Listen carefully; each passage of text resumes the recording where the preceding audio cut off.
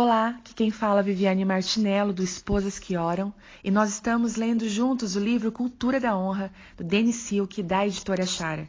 Hoje nós estamos entrando no nosso áudio 12. Vamos lá? Chamados para ser reis. Provérbios 28:16 diz: O príncipe falto de inteligência multiplica as opressões, mas o que aborrece a avareza viverá muitos anos. Deixe-me afirmar isso assim: um príncipe que não se vê como um benfeitor punirá os outros com o seu poder, mas aquele que detesta o lucro obtido com violência ou controlando os outros construirá um legado duradouro. Quando um príncipe pensa como um pobre, ele vive como um grande e poderoso sobrevivente. O pobre aprende uma lição poderosa na vida, que é como continuar vivo neste planeta. A visão socioeconômica do mundo do pobre é completamente definida e governada pelo medo de que os seus recursos diários se esgotem. E quando você dá a alguém que foi treinado para sobreviver um acordo empresarial ou um contrato esportivo profissional ou um bilhete de loteria vencedor, ele se torna um super sobrevivente. Ele terá grandes recursos, mas os utiliza para se proteger em vez de usá-los para beneficiar os outros, porque ele acredita naturalmente que é para isso que os recursos são. Ele vê o mundo como algo que está ali para servi-lo. Ele é um oportunista. O que ele não entende é que, empregando mal seus recursos, ele está oprimindo os que o cercam.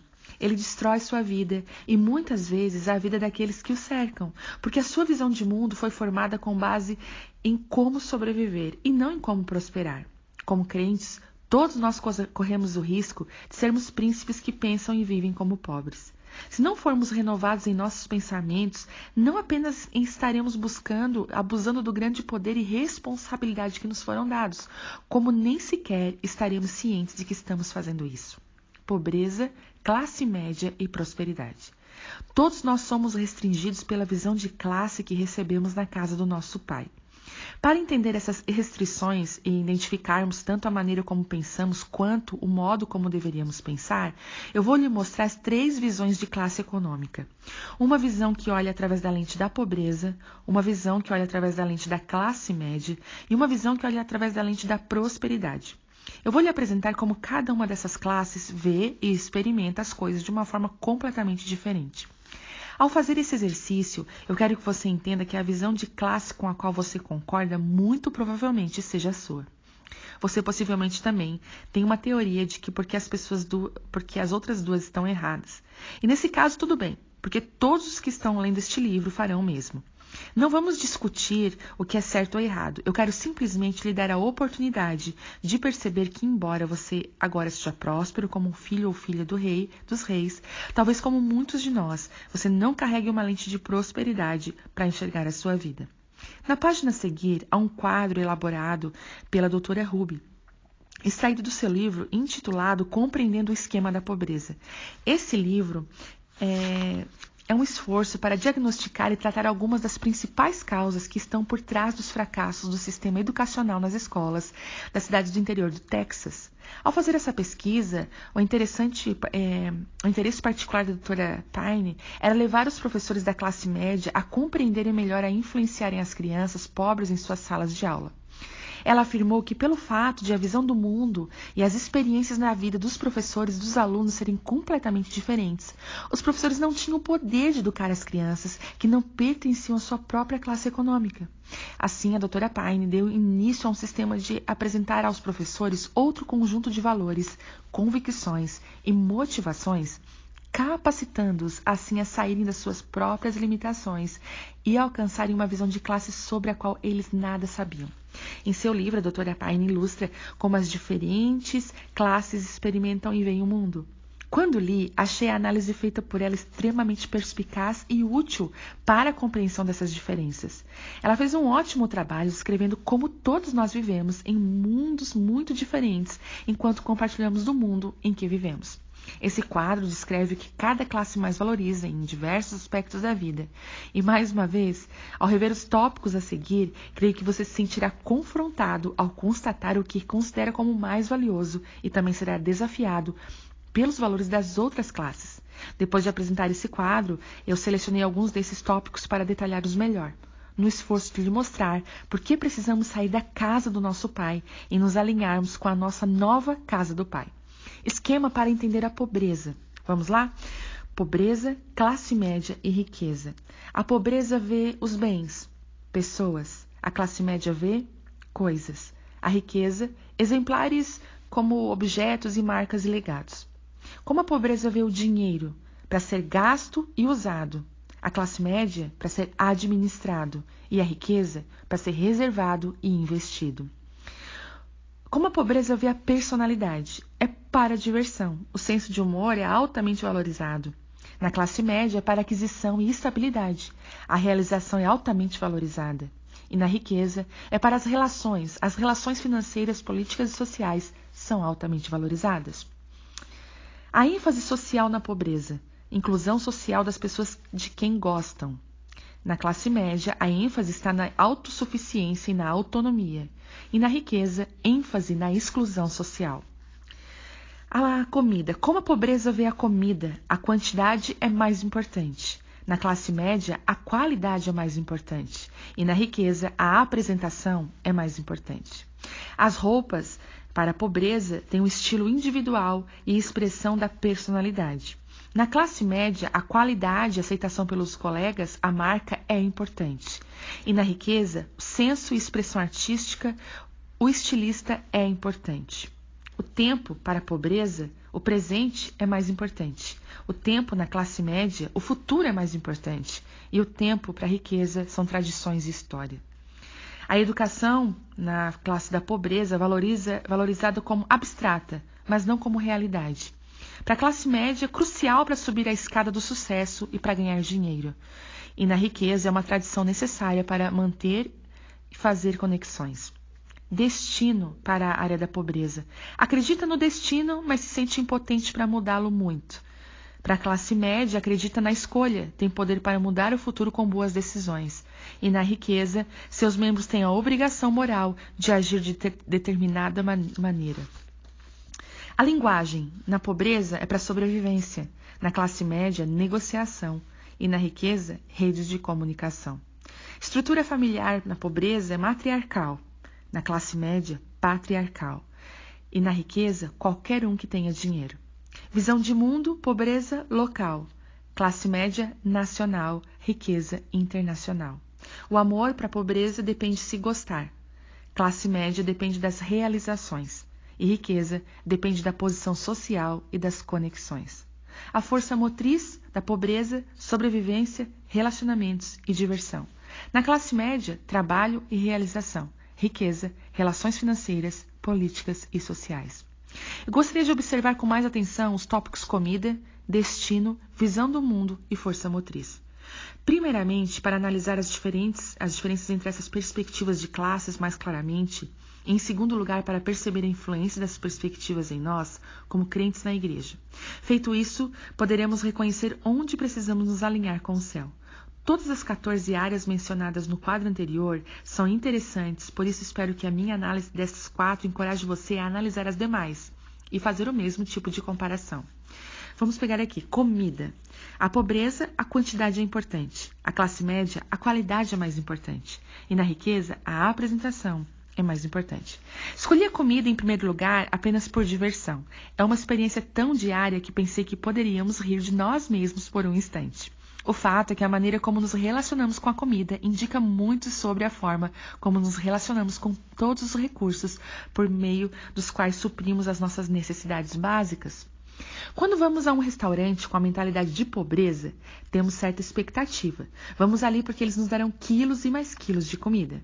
Se vou gastar dinheiro saindo para comer, quero sair de lá empanturrado.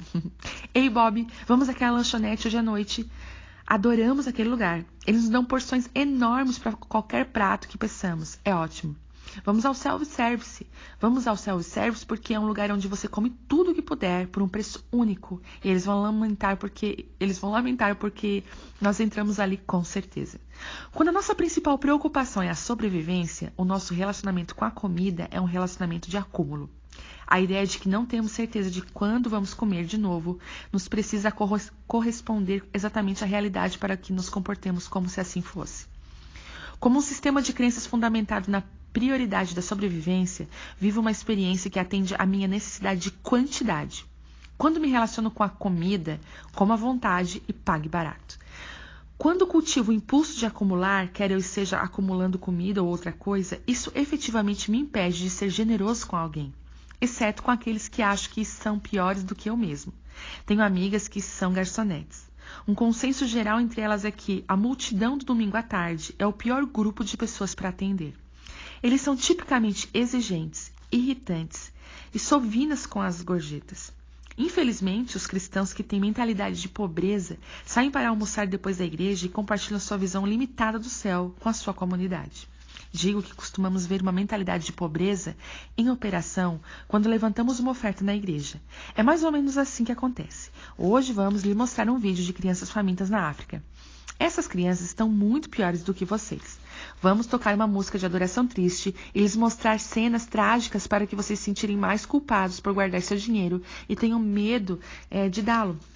Menos medo de dá-lo. Obrigado pela sua generosidade. A classe média é mais do que livre para comer sempre que desejar.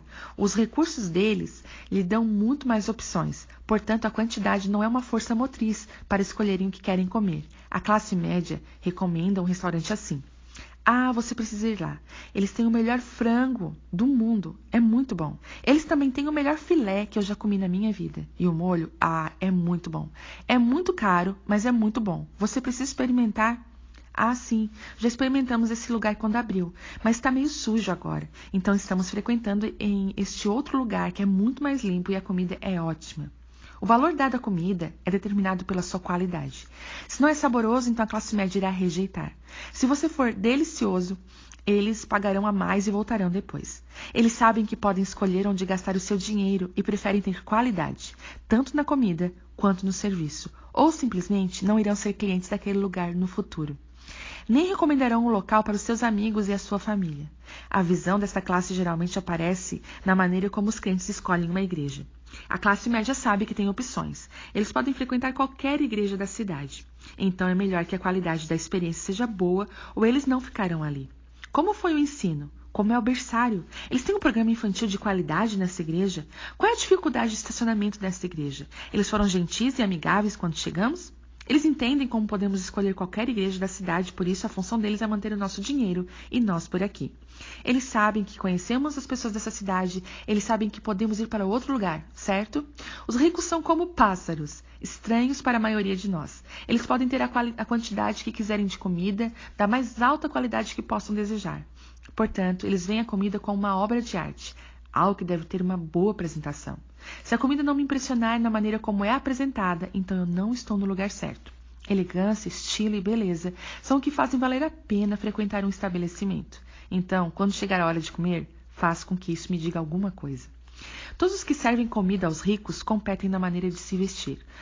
Os restaurantes dos ricos não têm cozinheiros, eles têm artistas e escultores criativos que trabalham na cozinha. Agora, se um sujeito pobre entra em um restaurante para ricos, ele ficará chocado com o tamanho da porção, delicada, coberta por um monte de ervas. Ele provavelmente ficará furioso e pensará que está sendo roubado quando descobrir que aquele leve chuvisco custa uma semana do seu salário. As perspectivas das nossas classes nos predispõem a nos relacionarmos com os recursos de determinada maneira. Se temos pouco, então não esperamos muito mais além de termos nossas próprias necessidades básicas supridas. Mas se temos mais do que o suficiente, então esperamos que até a experiência diária de comer seja um encontro com a beleza. Os crentes que têm uma visão de mundo de riqueza esperam muito mais da sua experiência com Deus do que a salvação. Embora isso seja bom, eles estejam felizes por estarem indo para o céu, esses crentes estão muito conscientes de como deve ser a vida na terra. Eles sabem que há mais provisão, mais beleza, mais poder e mais alegria de uma fonte que jamais poderá se esgotar. Então eles certificam de que estão vivendo isso todos os dias, o dia inteiro, qualquer coisa, menos do que isso seria ridícula.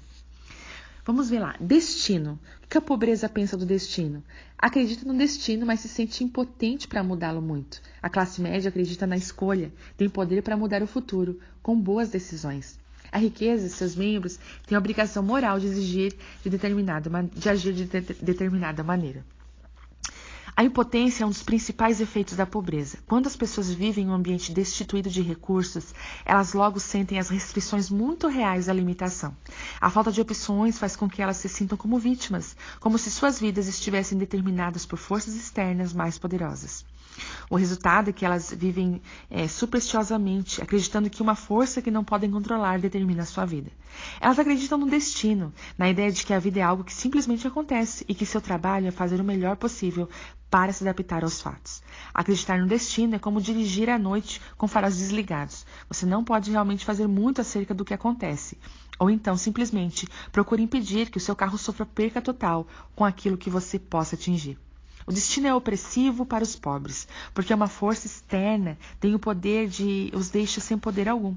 Os pobres são escravos de suas vidas, e o sentimento de impotência naturalmente produz ansiedade, levando os pobres a procurarem consolo, colocando suas esperanças em uma mudança de acontecimentos provocada pela sorte. Não são os ricos que compram bilhetes de loteria, são os pobres que querem um resgate milagroso das condições de suas vidas que eles não podem mudar. A vida tem a ver com como sobreviver dentro do contexto do seu nascimento, e todos os que eles conhecem têm a mesma mentalidade. Os jovens podem escapar desse contexto, mas as esperanças dos mais velhos entre eles foram esmagadas pela vida cruel da pobreza. Eles acreditam que isso seja imutável. Eles podem conhecer algumas pessoas dotadas e abençoadas que escaparam dessa opressão, mas a maioria está presa a um conjunto de limitações que as mantiveram cativas por gerações.